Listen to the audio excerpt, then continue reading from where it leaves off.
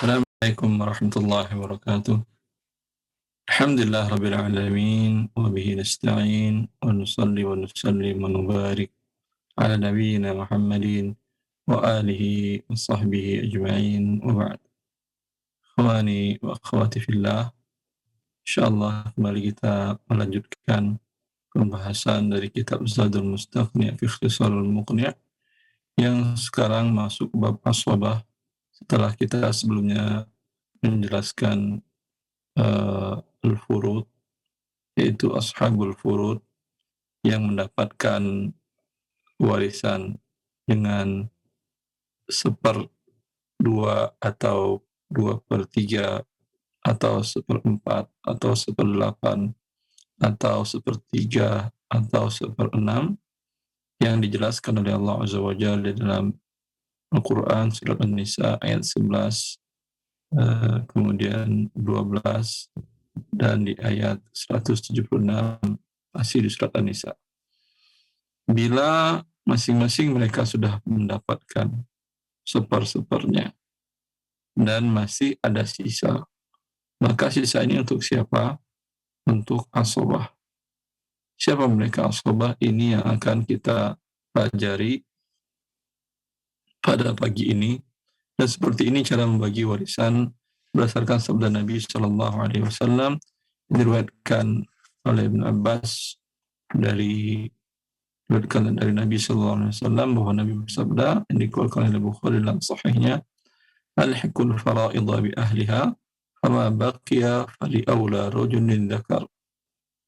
Berikanlah harta warisan kepada yang memiliki bagian tertentu seperti yang Allah jelaskan dalam Al-Quran.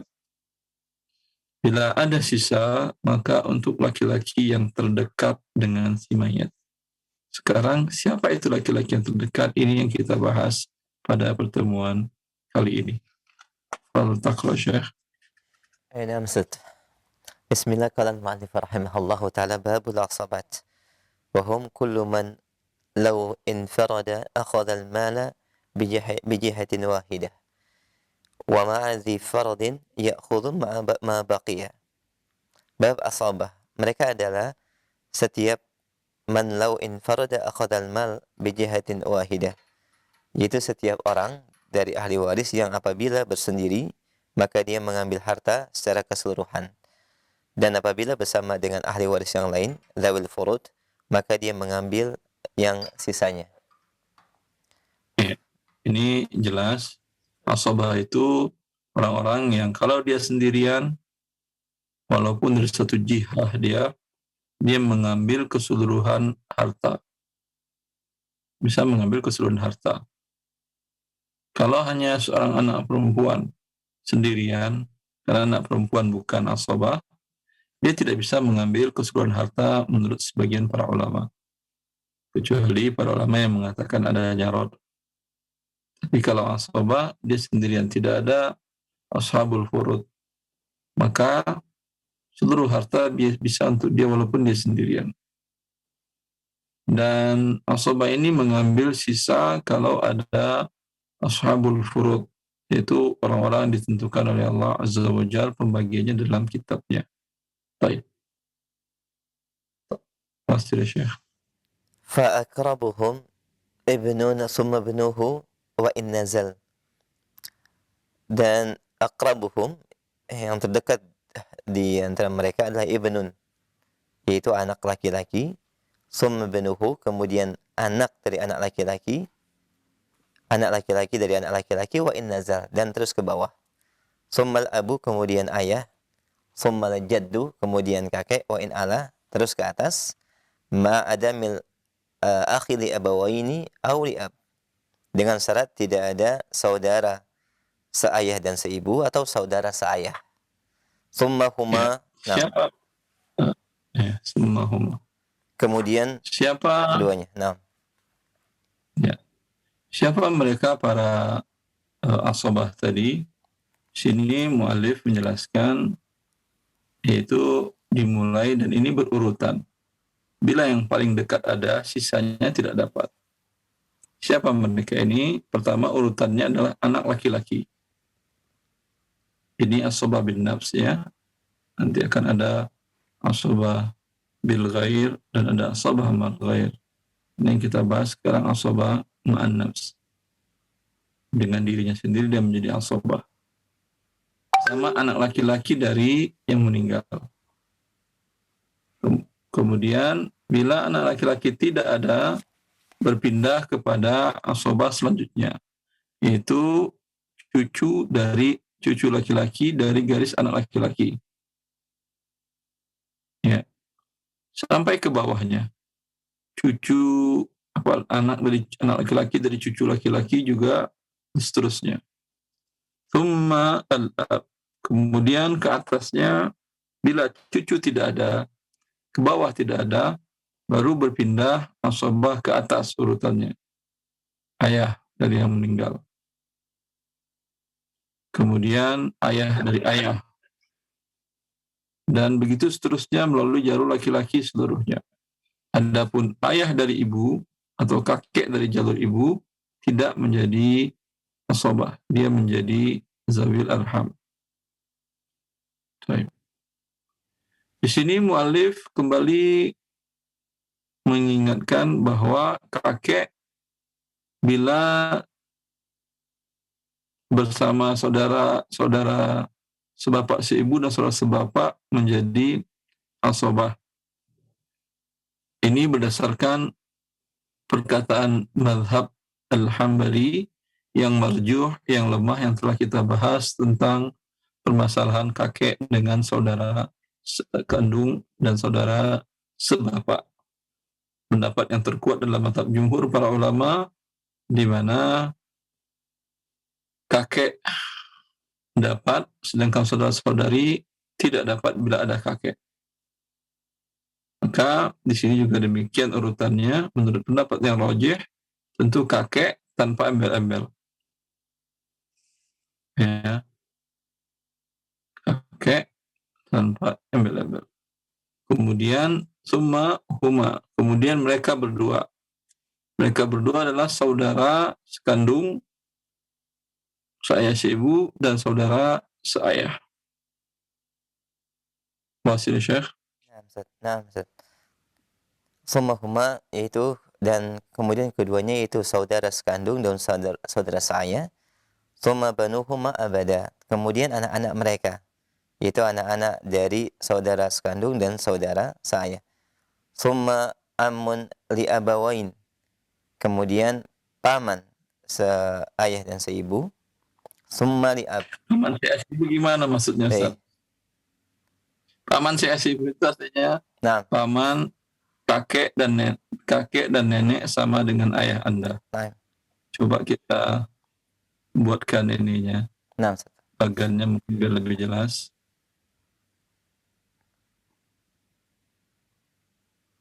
Ya, seorang Ahmad namanya.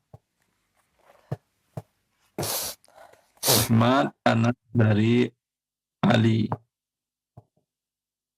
Ya. Ali anak dari Amir. Ya. Ahmad ini wafat. Ya.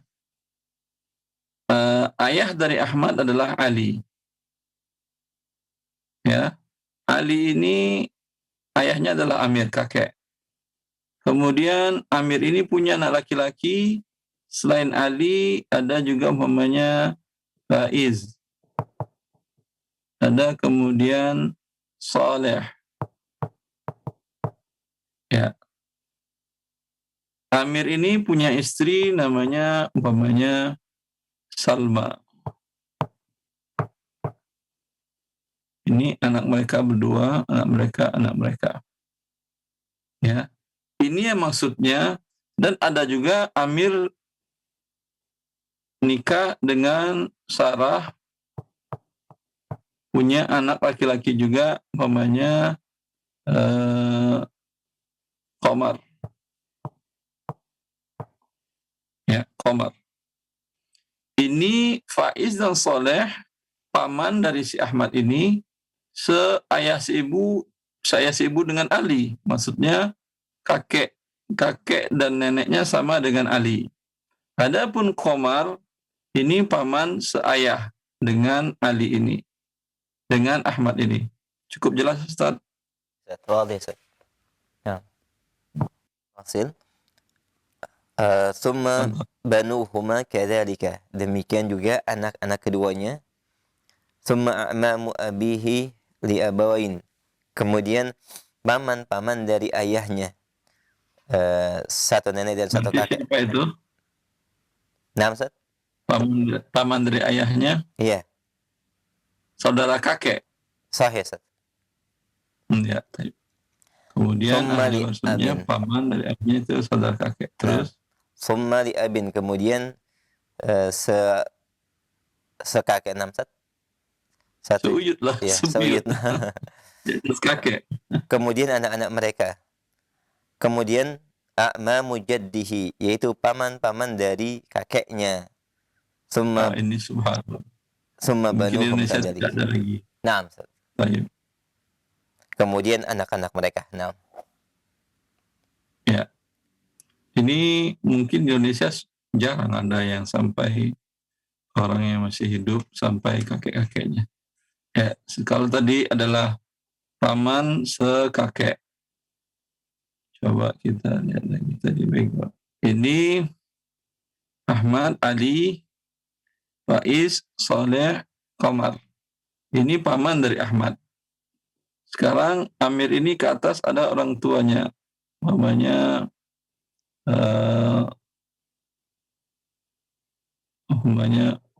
Fakar.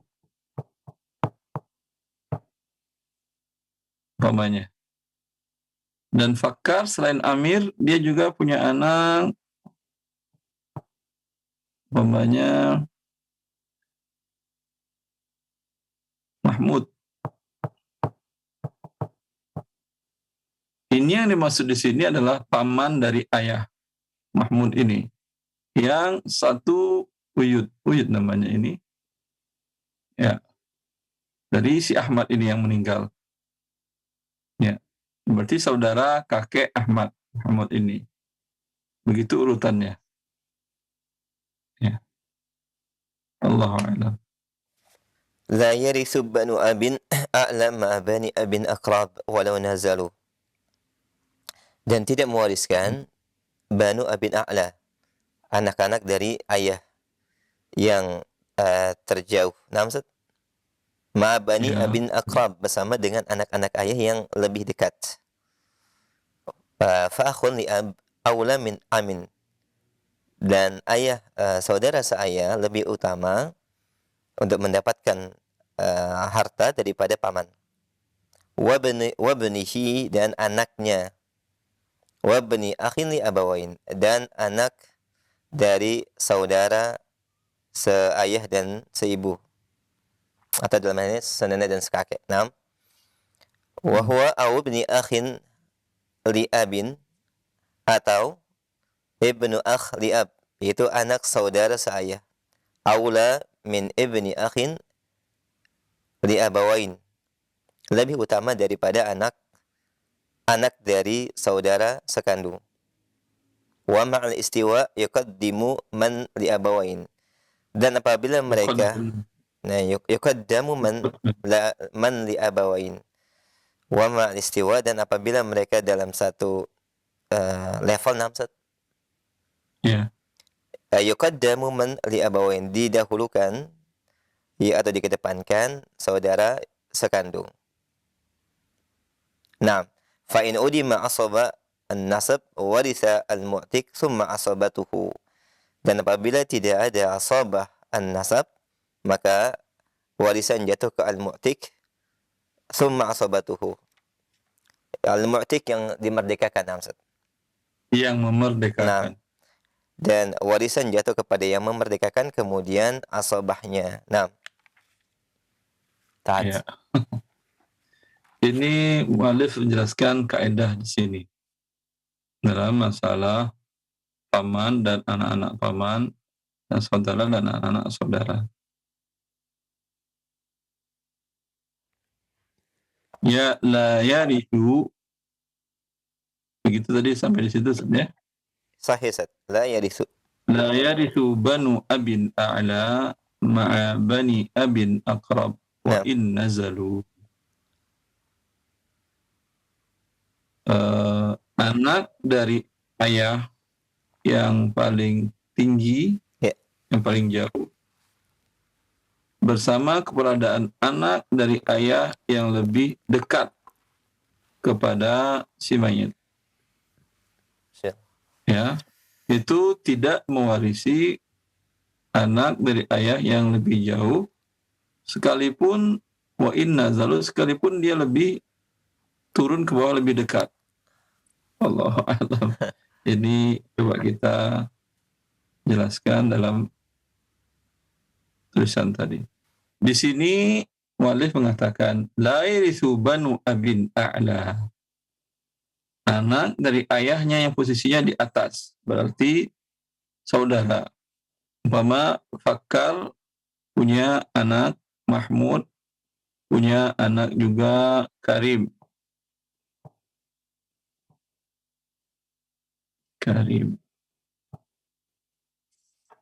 Di mana dikatakan la yarithu banu abin a'la. Fakar statusnya tinggi, paling jauh. Maka anak-anak Fakar, bila ada anak yang lebih dekat, yaitu Amir. Anak Amir masih ada Faiz, ada Soleh. Ya, anggap Ali sudah wafat. Karena kalau Ali hidup semuanya nggak dapat. Ali ayah dari Ahmad. Ali sekarang posisinya wafat. Ya, maka anak-anak Fakar, Karim dan Mahmud tidak mendapat warisan bersama adanya anak dari ayah yang lebih dekat, ya, sekalipun posisinya lebih jauh. Amir punya anak Faiz, punya Soleh. Bila Faiz Soleh ini masih hidup, Mahmud tidak dapat. Ini masih hidup. Mahmud tidak dapat, Karim tidak dapat. Ini yang dimaksud oleh muallif. Fa'akhun li abin aula min ammin wa ibnihi. Saudara seayah Ahmad, bapaknya Ali. Ali menikah sama umpamanya Sumayyah. Sumayyah lahir, Ali dan Sumayyah ini lahir anaknya Ahmad dan Hamid. Yang wafat adalah Ahmad.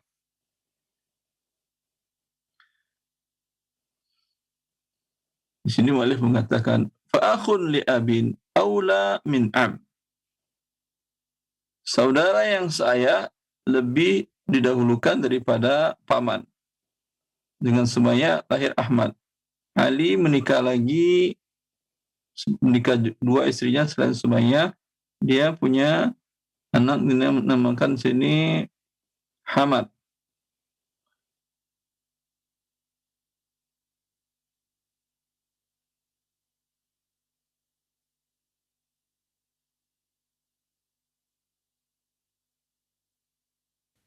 Di sini dia punya anak lagi namanya Hamad. Hamad ini saudara ayah dengan Ahmad. Maka bila Hamad masih hidup, dia lebih dekat kepada Ahmad. Sehingga dengan demikian Faiz tidak dapat, Soleh tidak dapat, dan ke atas. Ya.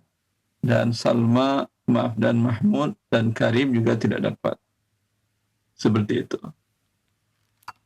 Wa huwa aw ibnu akhin li abin aula min ibni akhin li abawaini.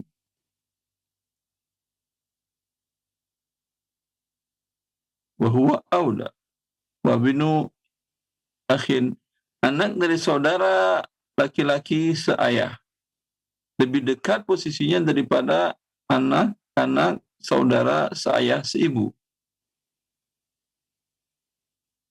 Ya.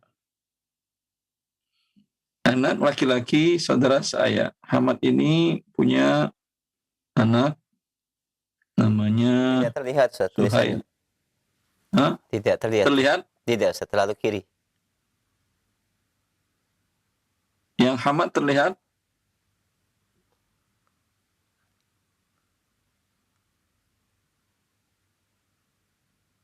Nah, Sekarang terlihat?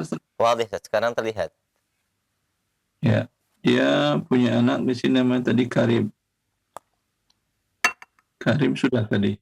Hamad di sini, Hamad.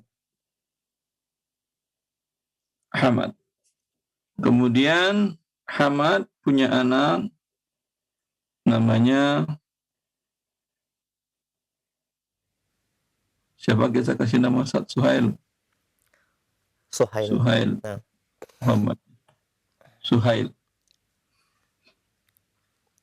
Sini mu'allif mengatakan aula min ibni akhin li abawaini. Ini memang statusnya jalurnya satu, hanya seayah. Tapi dia lebih dekat daripada Hamid seayah seibu, tapi di sini Hamid punya anak laki-laki lagi. Punya anak Hamid namanya Bakar. Bakar punya anak namanya Muslih. Ya. Walaupun Muslih, ya, ini Hamid dengan Hamad satu level, Bakar satu level dengan ini. Walaupun Muslih lebih dekat, bukan lebih dekat, lebih dua jalurnya, yaitu Sumayyah dan Ali. Nah, Sumayyah dan Ali. Sedangkan Hamad Suhail dengan satu jalur Ali saja, tapi dia lebih tinggi posisinya daripada Muslih. Maka Muslih tidak dapat.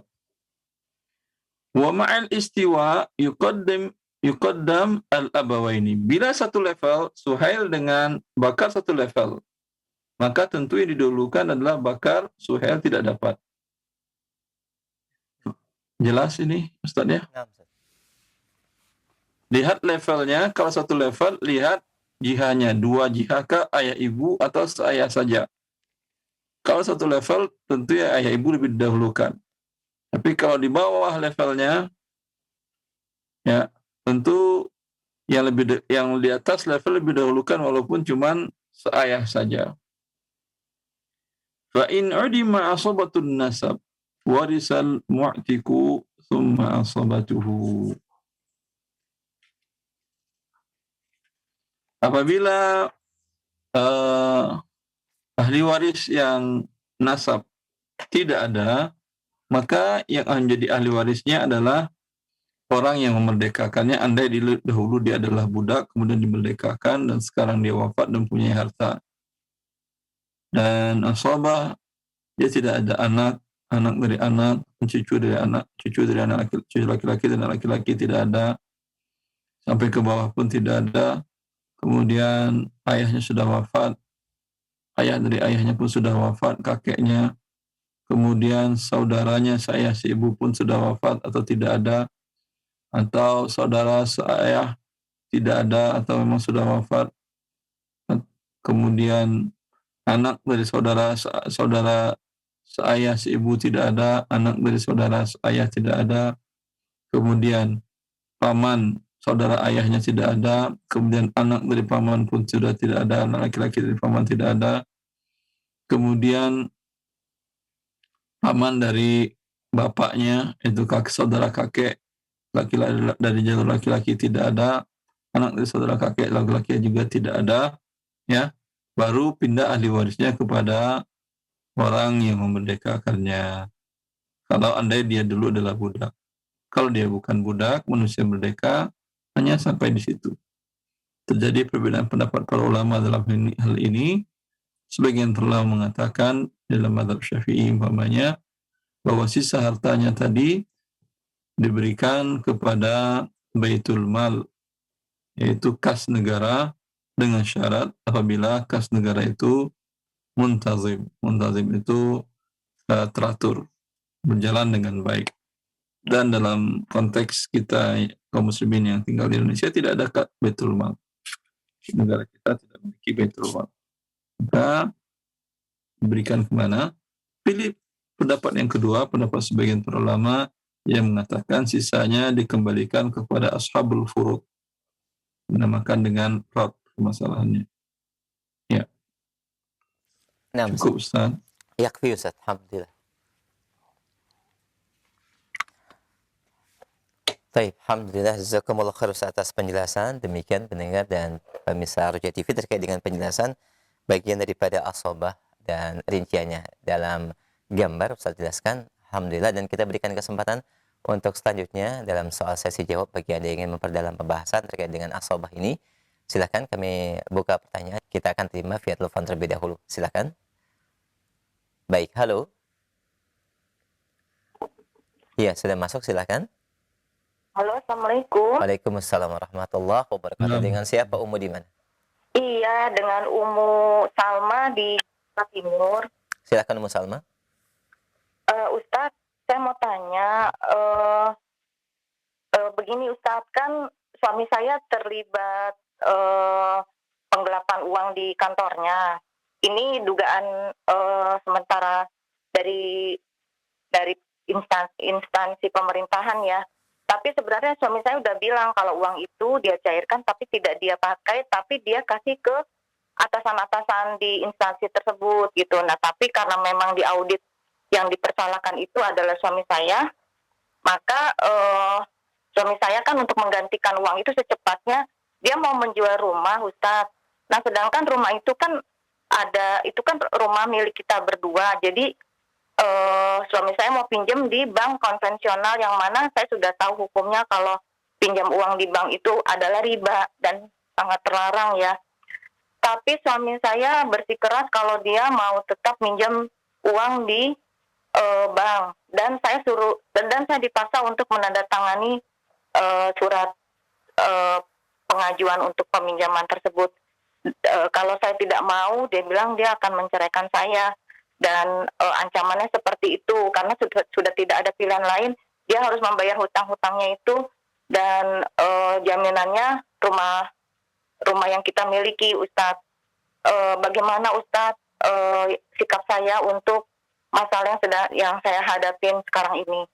Mohon pencerahannya Ustadz. Boleh saya tidak tutup dulu ya Ustadz? Silakan. Ya? Nah, silakan Ustadz jawab. Wallahu ta'ala alam.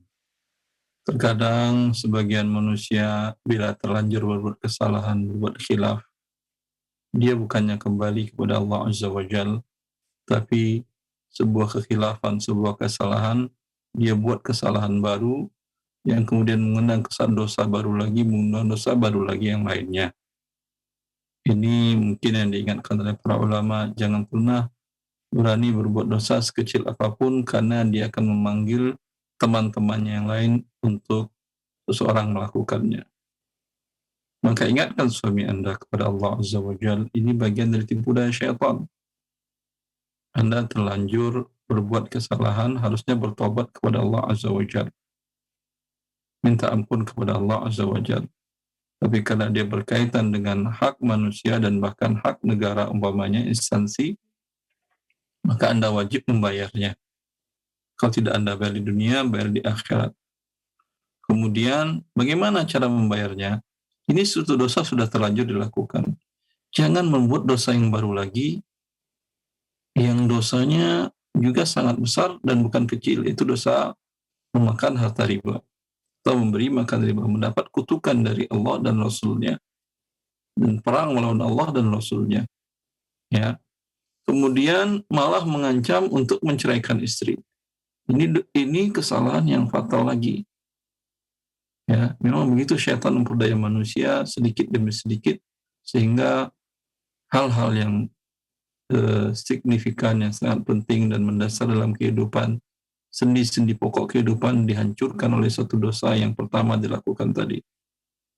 Maka wallahu ta'ala alam, yang saya nasihatkan kepada Anda, wahai ukhti muslimah, bersabarlah dan minta solusi kepada Allah Azza wa Jalla. Saya dan Ustadz yang lain kemungkinan hanya bisa menyampaikan ucapan solusi. Tetapi solusi yang sangat berarti adalah apa yang ditentukan oleh Allah Azza wa Jalla kebaikan. Bertakwalah kepada Allah, tentu jangan berani melakukan dosa besar tadi. Dan minta selalu kepada Allah agar Allah selalu memberikan hidayah kepada Anda dan kepada suami Anda. Dan silahkan katakan kepada suami, jangan satu dosa yang terlanjur kau lakukan membuat kau terjerumus selamanya dalam dosa tadi. Kalau kita jual rumah ini tidak ada masalah. Dan kalau di sana ada saham saya, bila terjual, saham saya berikan, kita ngontrak dengan saya yang membiayai. Ya. Yang jelas minta kepada Allah Azza wa Jal, dan jangan Anda hanya sekedar mengadukan kepada manusia, Ibu, jangan hanya sekedar mengadukan kepada manusia, adukan kepada Tuhan manusia yang bisa memberikan segala solusinya. Di waktu-waktu yang mustajab, minta berdoa kepada Allah Azza wa Jal dengan yakin akan dikabulkan. Dan Allah telah mengatakan, Udu'uni astajib lakum. Mintalah kepadaku, pasti akan aku kabulkan. Semoga Allah, dan banyak yang berdoa, Allahumma inni a'udzubika minal hammi wal hazan, wal ajzi wal kasal, wal jubni wal bukhl, wa min ghalabatid daini wa qahrir rijal.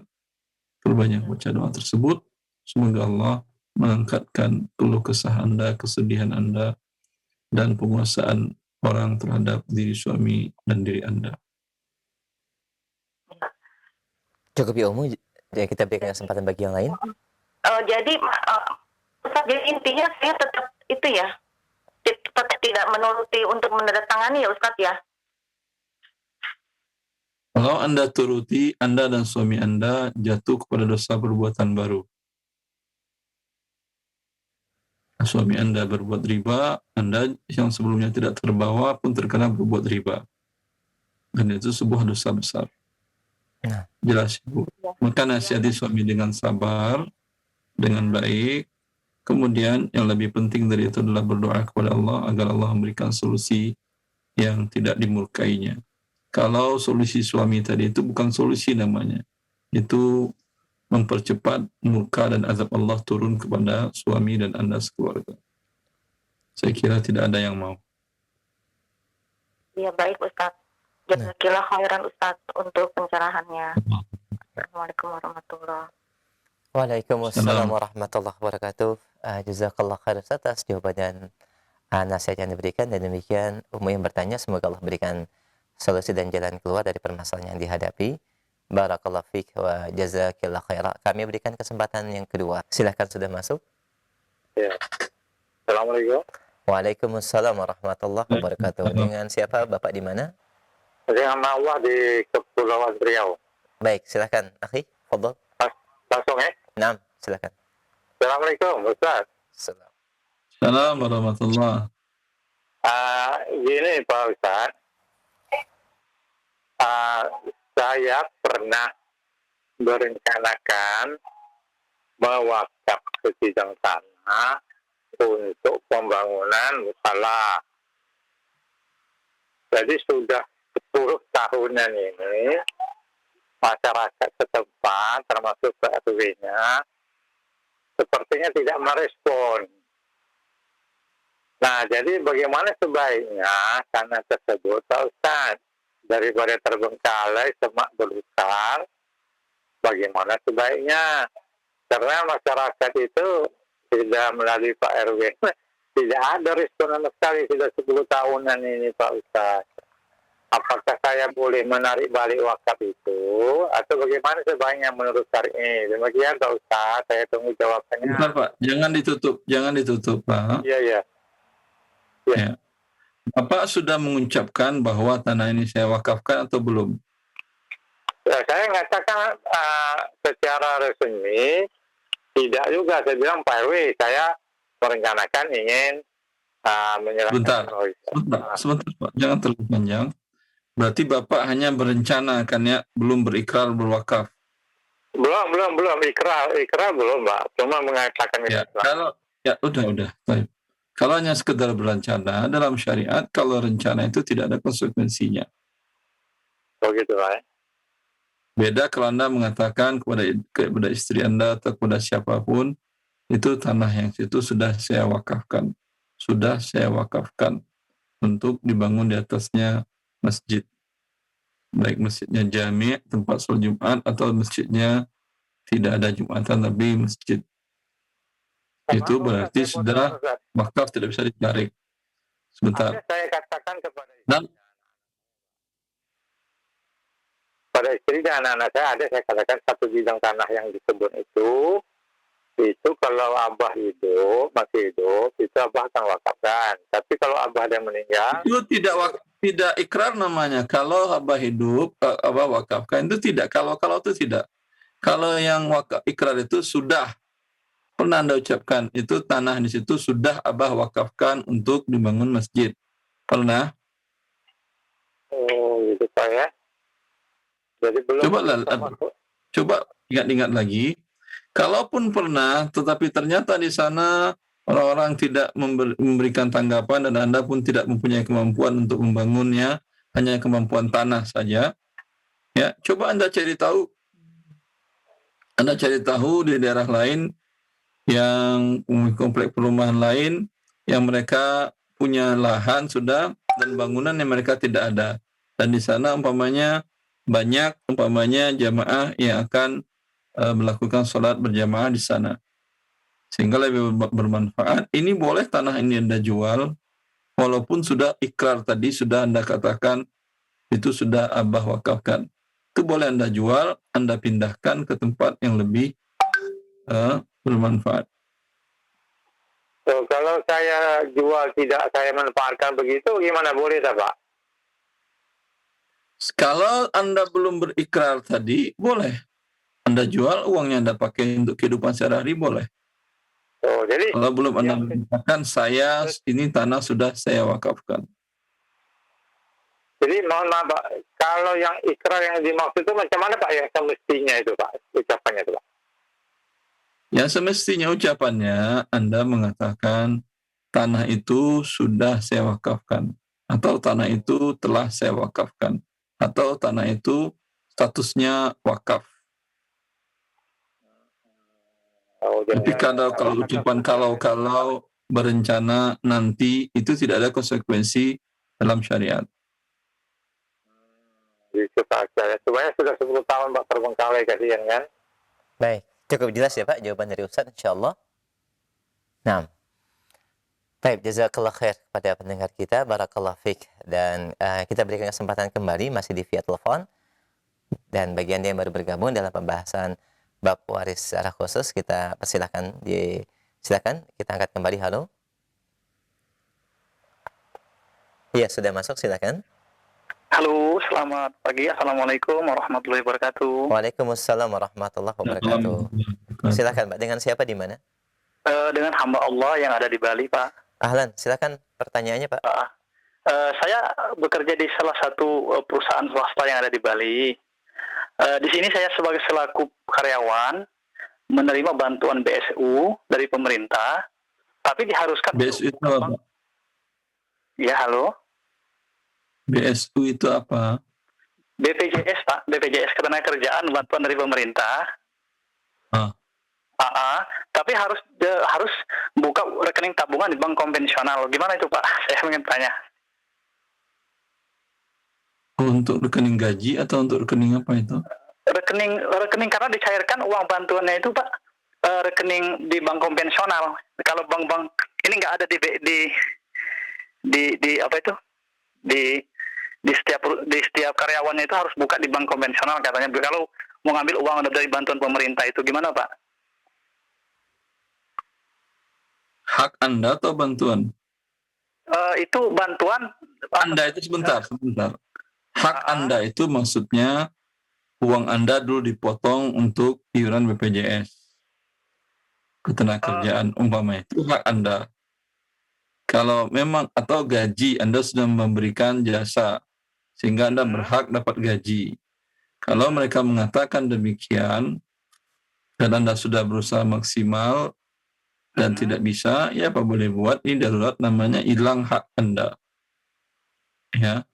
Kalau yang Oh, BS iya, iya. ini bantuan apa ini namanya? Bantuan pemerintah yang 1 juta setiap karyawan itu Pak, dari apa itu? Dari pemerintah katanya, dari Baik. pemerintah. Baik. Itu bantuan. Mm-mm. Anda kondisi dalam keadaan fakir miskin atau tidak? Saya salah satu Kehidupan cukup karyawan Pak, saja bekerja atau di- tidak? Ya wallahu ta'ala alam. Kalau memang itu hak Anda dan Anda butuh, Anda buka. Nanti kalau sudah masuk, Anda tutup lagi. Oh gitu Pak ya. Iya ya. Ya, Demikian terima kasih Pak. pendengar, baik. Terima kasih Alhamdulillah. Pak. Jazakallah terima khair. Ya. Nah, Iya, Assalamualaikum warahmatullahi wabarakatuh. Waalaikumsalam warahmatullahi wabarakatuh. Jazakallah khair pendengar kita yang ada di Bali, dan barakallahu fiik ya. Semoga Allah mudahkan. Kita berikan kesempatan yang berikutnya masih di line telepon. Halo. Silakan, sudah masuk. Iya, halo. Halo, Assalamualaikum Ustaz. Waalaikumsalam warahmatullahi wabarakatuh. Dengan siapa Bapak, di mana? Mau tanya Ustaz. Dengan siapa, di mana Pak? Mohon maaf. Danang di Lampung. Pak Danang di Lampung, silakan. Ya, ini Ustaz, saya 2014 itu merantau ke Lampung dari Jawa. Nah, kami kan pegawai, terus gaji kami kan tiap bulan kan nggak cukup. Disuplai sama bapak dari Jawa, ditransfer tiap bulan kalau ada kekurangan. Sampai ngumpul sekitar 10 juta. Nah, bapak bilang, ini saya tanya, Pak, ini nanti kembaliinnya gimana? Untuk kembaliannya nggak usah dipikir. Nanti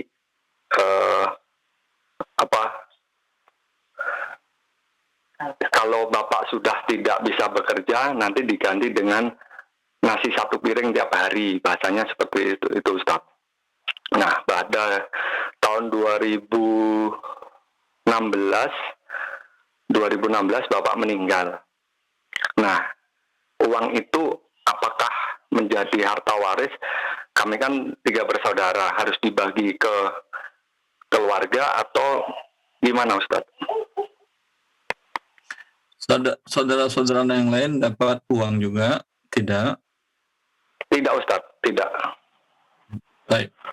Anda diberikan oleh Bapak karena biaya hidup Anda kurang dari hasil pekerjaan Anda, begitu kan? Iya Ustaz, benar Ustaz.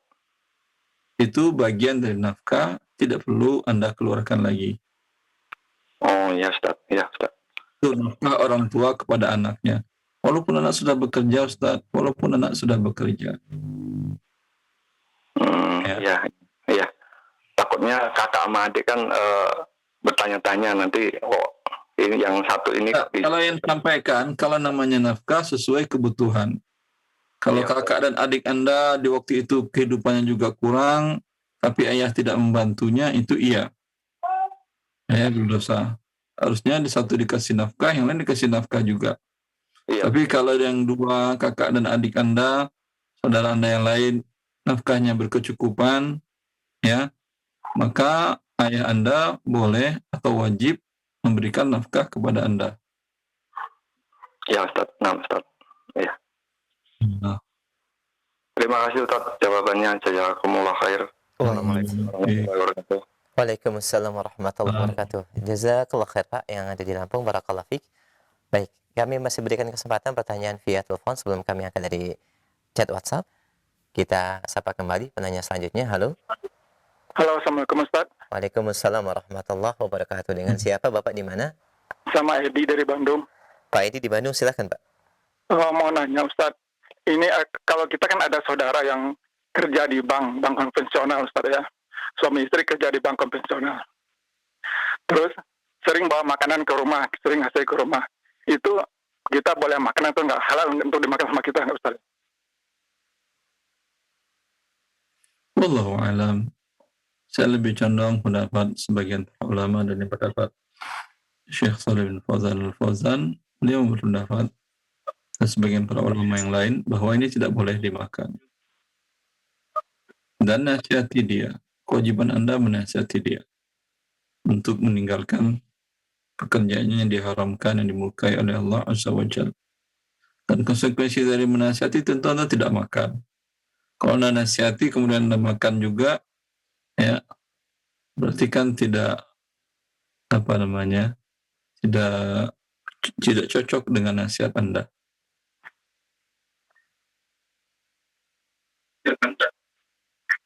Kalau kita nggak mampu menasihati, maksudnya dia itu kan lebih dewasa dari kita, Ustaz ya. Ya kalau mungkin mungkin dia akan lebih untuk mengajari kita lagi nanti, atau orangnya tidak biasa untuk menerima nasihat, gimana tuh, Ustaz?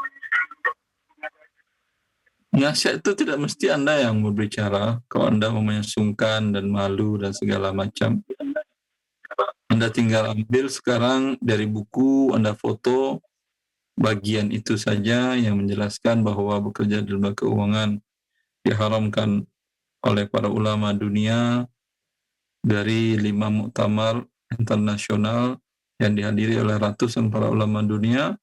Tidak ada beda pendapat di antara mereka. Bekerja di lembaga keuangan konvensional adalah riba yang dimurkai oleh Allah.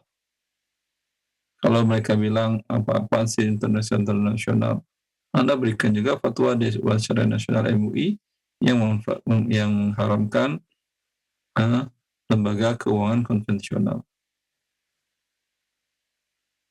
Terima kasih, Ustaz. Assalamualaikum warahmatullahi wabarakatuh. Waalaikumsalam warahmatullahi wabarakatuh. Jazakallah khair Pak, barakallah fiik. Ustaz, kita akan angkat pertanyaan dari WhatsApp, beberapa yang sudah masuk. Baik, di antaranya Assalamualaikum warahmatullahi wabarakatuh. Barakallah fiik ya Ustaz. Dari Ummu Zidan di Pekanbaru, dia bertanya, nenek dari ibu saya mempunyai sebidang sawah pada tahun 1998, Ustaz. Dan sawah tersebut digadaikan oleh nenek saya, yang waktu itu diketahui oleh anaknya, itu ibu saya, ke seseorang sebesar 10 gram emas mungkin ya. Dan sebelum nenek... Enggak. 10 emas, Ustaz. Oh, taib. 10 emas di Sumatera itu berarti 10 emas itu 2,5 gram. Satu emas. 10 emas 25 gram berarti. Baik, ke seseorang sebesar 10 emas. Dan sebelum nenek wafat pernah berwasiat kepada ibu saya bahwa bagi siapa di antara cucu-cucu ini yang mau menebus sawah yang tergadai tersebut, maka sawah tersebut boleh menjadi hak miliknya. Maka saya atas izin suami menebus sawah tersebut dan sampai hari ini kami menikmati hasilnya. Apakah hal ini sudah halal menjadi hak milik kami, Ustaz? Jazakallah khair. Bentar. Anda cucu dari hubungannya nasabnya apa tadi? Nenek dari ibu. Nenek dari ibu, Ustaz? Sahih, Ustaz. Sahih. Naam. Ini sekarang yang bertanya, penanya. Iya. Punya ibu. Naam. Ibunya punya ibu. Naam. Ya. Berarti ini kan bukan penanya, bukan ahli waris. Nah. Ya. Kalau bukan ahli waris, berwasiat boleh. Ini namanya kan wasiat. Ya. Karena dia tidak bisa membeli harta tersebut. Harta tersebut statusnya milik siapa? Harta tersebut statusnya milik para ahli waris dari nenek yang meninggal tadi. Yaitu anak nenek laki-laki dan anak nenek perempuan. Karena itu, kalau dia ingin memilikinya, dia tentu membelinya dari mereka. Nenek-nenek sudah meninggal. Kalau sekedar menebus, kemungkinan harganya lebih tinggi. Sehingga ada sebagian selisih, yaitu di mana di sana adalah wasiat. Asalkan selisihnya tidak terlalu besar, di bawah 1/3, umpamanya 1/5, 1/6, umpamanya maksudnya. Harga sawah itu umpamanya adalah 12 emas. 12 emas. Kalau mau dijual 12 emas. Ya. 12 emas itu dia 1 emas kalau di Sumatera itu 2,5 gram. 3 kali 12 kali 2,5. 12 emas. Tapi dia sekarang bayarkan kepada yang memberi pinjaman sebanyak 10 emas. Berarti dia mendapatkan, kalau diambil seluruhnya berarti dia mendapat wasiat sebanyak 2 emas. 2 emas tidak sampai sepertiga dari 10 emas tadi. Ya, maka yang 2 emas halal untuk dia, yang 10 emas tinggal dia beli akadnya kepada para ahli waris. Mereka setuju atau tidak? Bisa dipahami? Nah, Ustaz. Masya Allah. Seperti itu. Kalau mereka setuju, alhamdulillah. Kalau mereka tidak setuju, ya Anda berarti sifatnya adalah memberikan pinjaman. Kalau pinjaman tentu tidak halal Anda ambil manfaat dari sawah tersebut. Sekarang yang Anda lakukan adalah meminta hak kepada ahli warisnya, apakah dengan Anda beli dari mereka, karena sekarang hak mereka, bukan hak nenek lagi dengan dia wafat. Ya, wallahu a'lam. Nah, Ustaz, alhamdulillah, jazakallah khair atas jawaban dan nasihat yang disampaikan. Demikian Ummu Zidan di Pekanbaru. Ya, pertanyaannya sudah dijawab, barakallahu fik. Kami angkat kembali pertanyaan berikutnya. Assalamualaikum warahmatullahi wabarakatuh. Seorang ibu memiliki rumah, Ustaz. Akan tetapi sertifikatnya dijaminkan ke sebuah lembaga keuangan. Kemudian si ibu ini menghibahkan rumah tersebut kepada anaknya, yaitu si A, namun belum bisa diserah terimakan sertifikatnya karena masih ada di lembaga keuangan. Kemudian si B, anak lain dari si ibu, bermaksud membeli rumah tersebut dan si B berakad kepada si ibu, sedangkan si A merasa sudah dihibahkan dan harusnya akadnya kepada dirinya. Mana yang benar, Ustaz, dari permasalahan ini? Jazakallah khair. Yang benar, ini si ibu menjual kepada anaknya, itu yang benar. Karena hibahnya kepada anak yang pertama belum mengikat. Dan belum mengikat, si ibu berhak menarik kembali hibahnya tadi. Ya, Allah.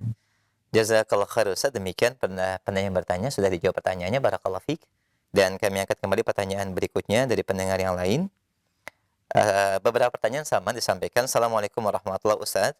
Apabila kita memberikan harta atau hadiah kepada orang tua, Ustaz, seperti rumah, lalu bagaimanakah bila orang tua sudah meninggal? Apakah harta yang kami berikan itu sudah bisa dikatakan menjadi harta waris dari ibu? Jazakallah khair.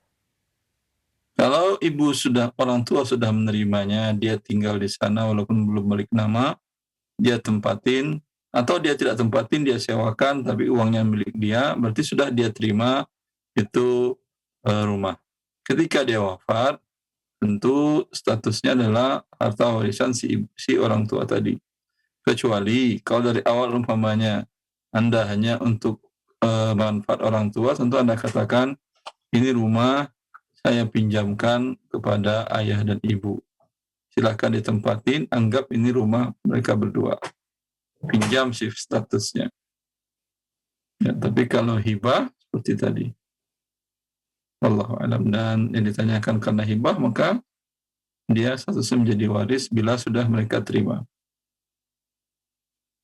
Masya Allah, alhamdulillah, jazakallah khair atas jawabannya, Ustaz. Demikian pendengar yang bertanya, alhamdulillah telah terjawab, barakallahu fiik. Pertanyaan berikutnya kami angkat dari pendengar kita di Jawa Barat. Assalamualaikum warahmatullahi wabarakatuh. Ustaz, izin bertanya tentang hak waris untuk anak perempuan saya yang hanya satu orang saja, itu anak tunggal, Ustaz. Saya berencana untuk membuat akad hibah seluruh harta kami untuk anak perempuan yang saya yang hanya satu orang ini, Ustaz. Apakah hal ini dibenarkan secara syariat? Jazakallah khair.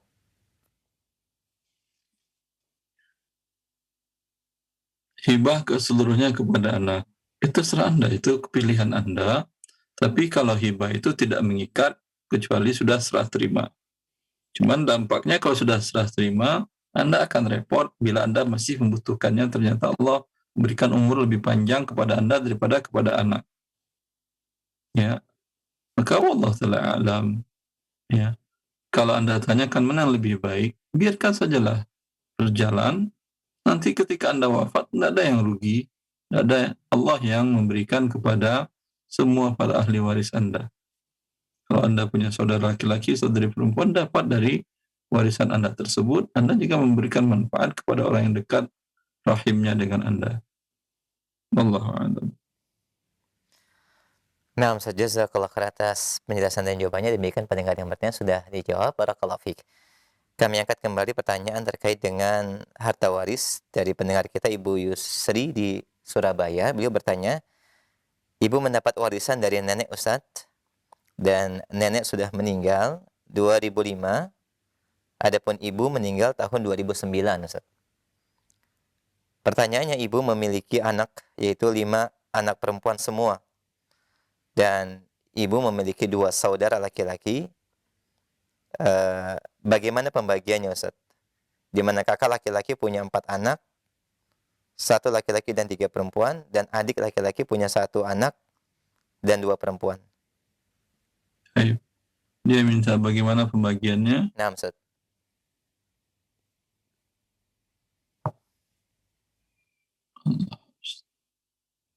Coba seperti apa tadi?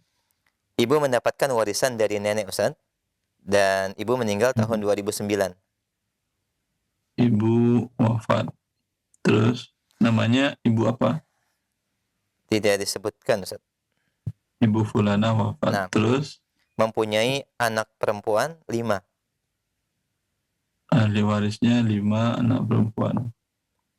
Dan 2 saudara laki-laki, Ustaz. Anak perempuan ini haknya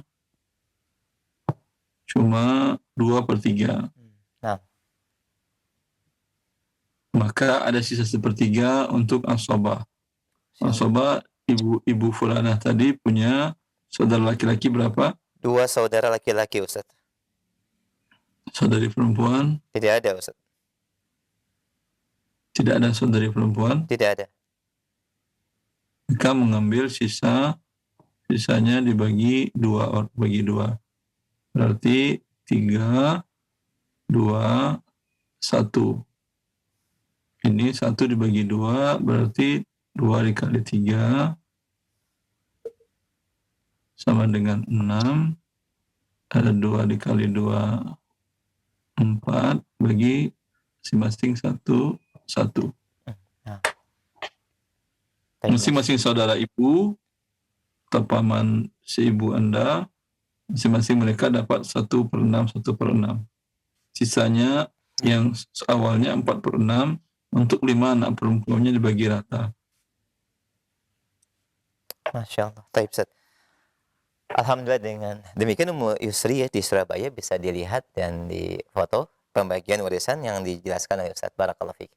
Masih kami angkat pertanyaan terkait dengan warisan. Selanjutnya, Assalamualaikum warahmatullahi wabarakatuh. Suami saya meninggal tahun 2015 dan kami memiliki 2 anak perempuan. Kedua orang tua dari suami sudah wafat lebih dahulu, Ustaz. Dan suami memiliki saudara laki-laki 1 dan perempuan 2. Mohon penjelasan rincian pembagian harta warisnya, Ustaz.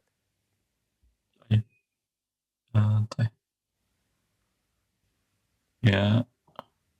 Yang ini sekarang suaminya wafat. Iya. Ahli warisnya istri. Seorang. Kemudian Istri. Anak perempuan 2 tadi. Anak perempuan ada 2. Kemudian Seorang saudara laki-laki. 1 saudara. 2 saudari. Saudara laki-laki dan 2 saudara perempuan. 2 saudara perempuan, saudari.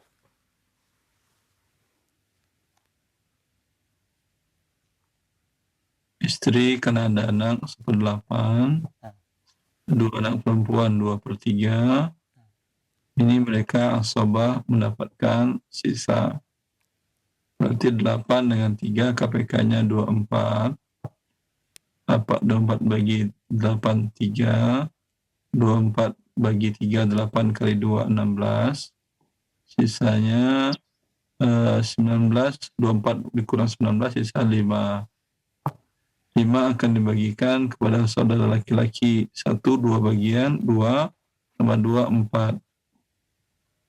5 dibagi 4, ada pecahan 4 dikali 24 sama dengan 96.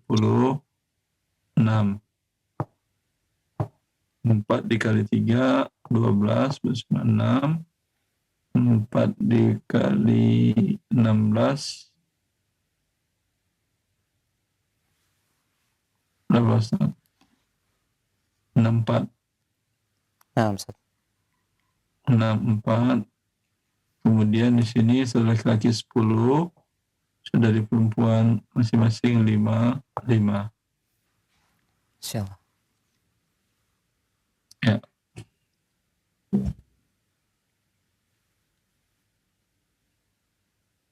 Silakan difoto. Baik, sudah Ustaz. Baik, alhamdulillah jazakallahu khair Ustaz. Demikian pendengar yang bertanya alhamdulillah sudah dijawab dan dirinci oleh Ustaz dalam bagian barakallahu fik. Kami masih angkat kembali pertanyaan dari pendengar kita. Ada yang bertanya terkait dengan warisan dari Ibu Diah di Bekasi.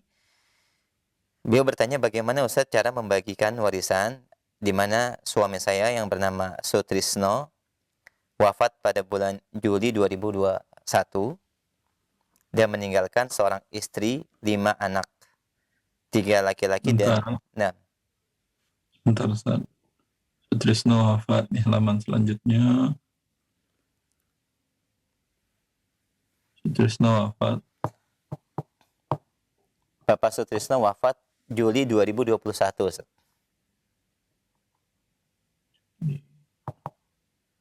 Semoga Allah mengampuni dosa-dosanya dan merahmatinya dan menempatkan dalam surganya. Allahumma amin. Amin. Ahli warisnya istri. Ya, 6 istri. Ayah ibu Sutrisno tidak ada disebut di situ. Ada Ustaz, ibunya masih hidup Ustaz. Ibu.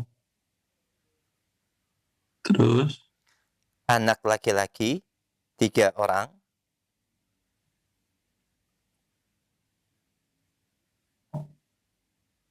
Dan 2 orang anak perempuan. Bapak Sutrisno meninggalkan rumah dan kendaraan. Pada saat hidup, almarhum berpesan kalau rumah jangan dijual. Mohon solusi dalam penyelesaiannya, Ustaz.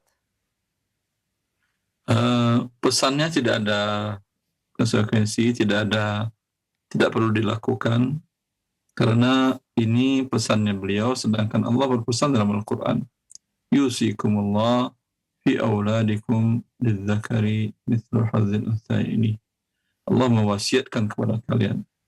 Jadi pesan dari Allah, bila seseorang wafat bagi hartanya seperti yang Allah jelaskan dalam awal surat tadi sampai akhir ayatnya dan ayat setelahnya dan ayat 176 dari surat Nisa tersebut. Situ Allah jelaskan hak masing-masing ahli waris tadi. Maka pesannya tidak perlu statusnya diabaikan. Tapi kalau umpamanya istri ingin juga, dia belilah hak dari ibu mertuanya. Ya, hak ibu mertuanya dia beli. Bagaimana? Kita bagi dahulu, istrinya dapat 1/8. Ibunya dapat 1/6. Sisa untuk anak-anak. 8 dengan 6, 24. 3 per 24, 4 per 24. Nah, sisa sini 17.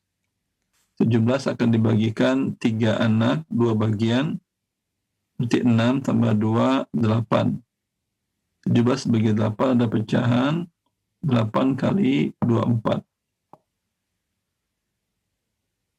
172, Ustaz. 100 berapa, Ustaz? 86. 24 kali 8, Ustaz. Ya. Nah, 192, Ustaz. Ya, 192. 8 kali 3 sama dengan 24. 8 kali 4 sama dengan 32. Kemudian laki-laki masing-masing 34. 34. anak perempuan masing-masing 17. Ya, kalau istri umpamanya ingin rumah tidak dijual, dia beli saham ibu tadi. Dia nilai berapa harga rumah itu, kemudian dia bagikan ke 192 rumah, umpamanya rumah 500 juta. Harga rumah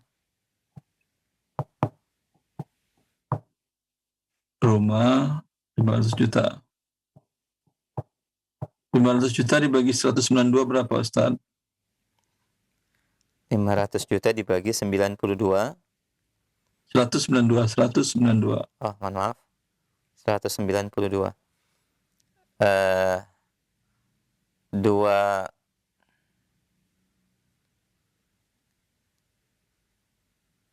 apa ini? 2.600.000, Ustaz.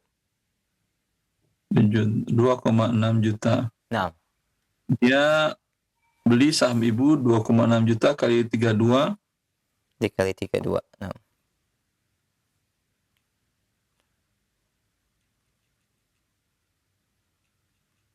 83 juta, Ustaz. 83 juta. Kalau istri tidak ingin menjual rumah tadi, dia sampaikan kepada ibu, ibu ada hak di sini ibu, 83 juta kalau kita nilai rumah ini 500 juta. Ibu setuju 500 juta harganya? Setuju, kata dia. Ibu ada 83, kami akan berikan dengan kami mencicil kalau ibu mengizinkan. Kalau ibu umpamanya, ya udah kalau Anda tidak bisa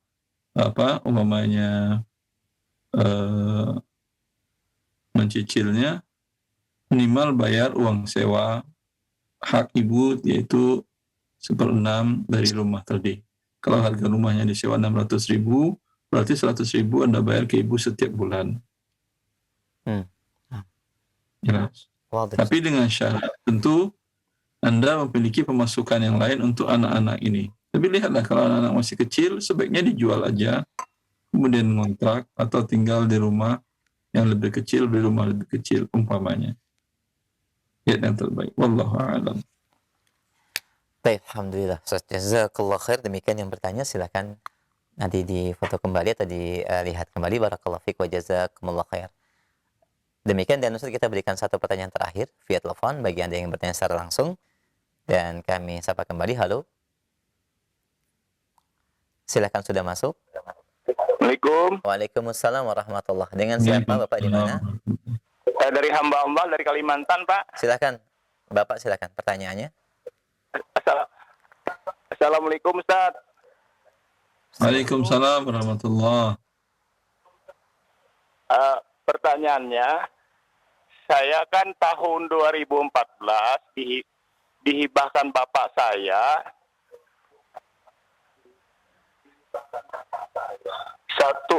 9 ruko dan sudah di depan notaris berbadan hukum, Pak Ustadz. Nah, saya punya 5 saudara, saya sendiri laki-laki 4 perempuan.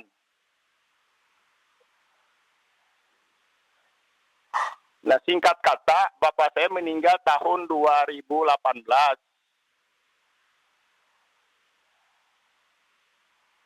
Januari. Setelah itu, kakak saya tertua perempuan itu menggugat saya di pengadilan agama, Ustadz. Nah, sudah beberapa kali. Pertama itu DNU, Pak Ustadz. Nah, kedua itu di PA pengadilan agama, itu dia dimenangkan karena ada sesuatu, Ustadz. Saya banding ke PTA dan saya di PTA dimenangkan, Ustadz. Nah, setelah itu beberapa itu digugatnya yang ketiga nih, Ustadz. Terus di PA, dan saya juga banding, dan saya ini masih berproses, Ustadz. Di PTA saya dimenangkan lagi, Ustadz. Pertanyaannya, Pak? Nah, pertanyaannya, yang bisa membatalkan hibah itu siapa? Apa kakak saya? Sedangkan kakak saya sudah menandatangani di depan notaris. Nah, harta waris itu Ustadz sebentar ada 2, ada 9 rokok peninggalan bapak saya, terus ada 6.000 meter persegi tanah yang dikuasainya di balik namanya tahun 2000 ke nama suaminya. Itu pertanyaan kedua, setelah sedangkan saya tidak tanda tangan.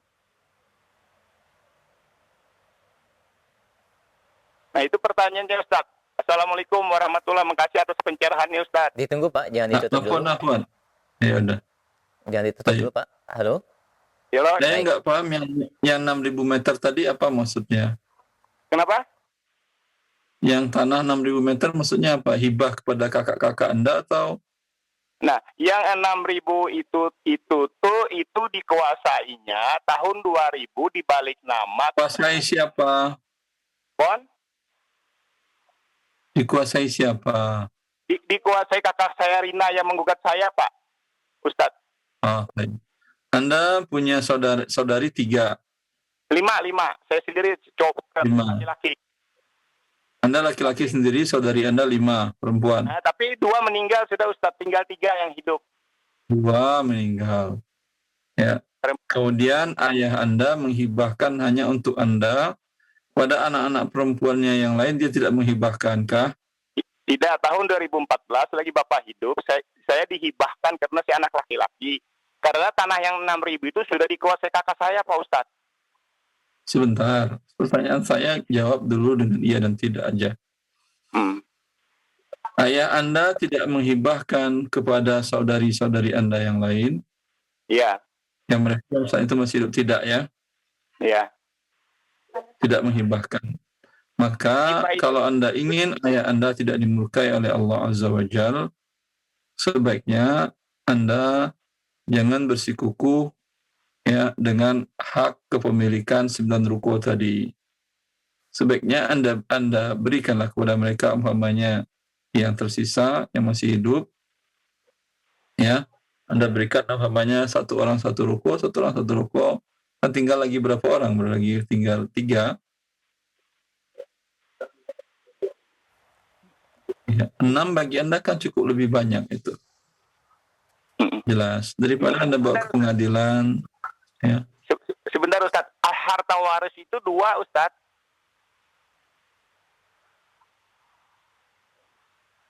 Jadi kalau harta waris itu wajib dibagi sesuai firman Allah. Tapi yang masalah hibah ini, masalahnya ini hibah, ini notarisnya wallahu a'lam, mungkin karena tidak tahu hukum syariat.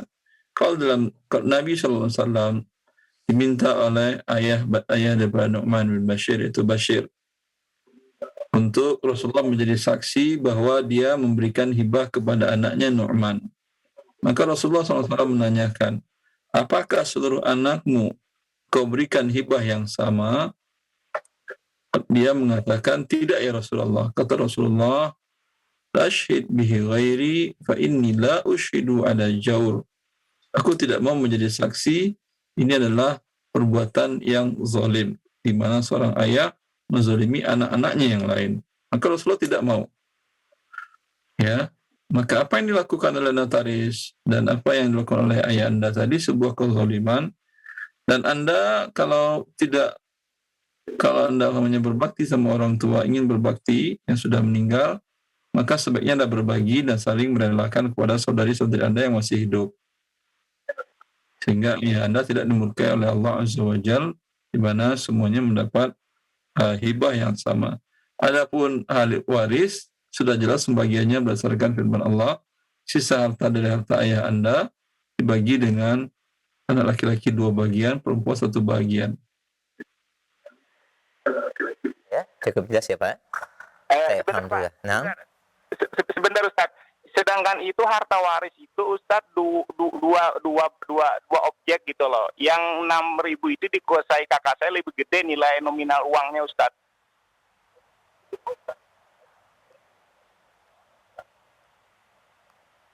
Hibah dari ayah Anda kan tidak. Kenapa Ustaz?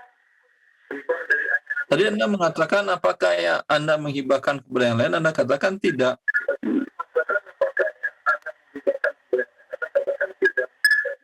Itu tidak lebih sepertiga Ustaz kalau digabungkan harta itu waris.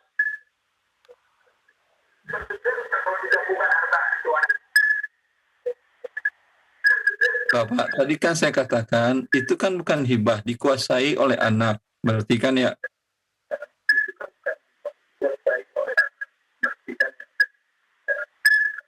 Nah, Ustaz. Nah, Ustaz. Mohon maaf Pak, ya kalau dikuasai anak berarti bukan hibah namanya. Itu minta dibagi secara waris, anak tidak mau, di akhirat dia pasti akan mempertanggungjawabkan kepada saudara-saudarinya yang lain. Nah, insyaallah. Allah barik fiik. Saya kira cukup. Dan apalagi kasus Anda sudah masuk ke pengadilan agama, semoga Allah memberikan rahmat dan hidayahnya dan inayahnya kepada para penanggung jawab atau para aparat yang ada di pengadilan tersebut, memberikan jalan yang benar dan lurus sehingga urusan Anda diselesaikan sesuai dengan ketentuan syariat Allah Azza wa Jalla. Nah, Ustaz, jazakallah khair atas jawaban dan penjelasannya. Demikian Bapak yang bertanya dan semoga ini menjadi solusi dan Allah berikan kemudahan dari permasalahan yang Bapak hadapi. Barakallahu fiik. Ustaz, ini merupakan pertanyaan kami terakhir dan sebagai ikhtitam dan kesimpulan kajian pagi ini, silakan Ustaz. Ya, tadi kita sudah membahas tentang siapa saja yang merupakan asabah bin nafs dengan urutan yang sudah kita jelaskan tadi. Dengan ini Allah yang Maha berkuasa atas segala sesuatu dengan syariatnya, membagikan kepada mana yang berhak menerima harta dengan sangat adil sekali. Kita hanya tinggal mempelajari dan menerapkannya saja. Tidak perlu susah-susah mencari cara yang adil. Tidak mungkin kita bisa berbuat adil karena kita bukan pencipta langit dan bumi. Maka yang adil hanyalah ketentuan dan aturan yang dibuat oleh pencipta langit dan bumi, dijelaskannya dalam kitabnya dan yang diajarkan oleh Rasulnya Muhammad sallallahu alaihi wasallam. Wallahu li taufiq wa sallallahu nabiyina Muhammad wa alihi wa sahbihi wasallam. Assalamualaikum warahmatullahi wabarakatuh.